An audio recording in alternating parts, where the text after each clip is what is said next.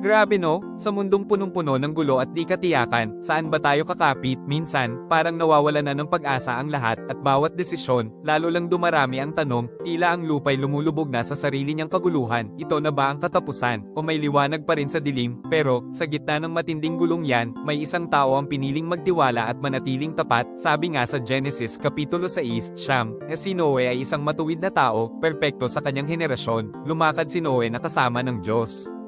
Isipin mo, sa panahong punong-puno ng kasamaan, si Noe, buong pananampalataya, sumunod sa Panginoon, tunay na patunay ng ganda ng paglakad kasama niya. Para sa ating lahat ngayon, ang kwento ni Noe ay paalala ng walang sawang pag-ibig at habag ng Diyos. Sa bawat pagsubok, sa bawat bagyo, nandoon siya, naghihintay lang na makasama natin siyang lumakad. Hindi niya tayo pababayaan, tulad ng paghanda niya ng arka, handa siyang magbigay ng kanlungan at gabay. Ang paglakad kasama niya ay pangako ng kapayapaan at pag-asa, lalo na sa gitna ng pinakamalalim na kaguluhan. Kaya, yakapin natin ang kanyang pag-ibig at lumakad sa kanyang liwanag.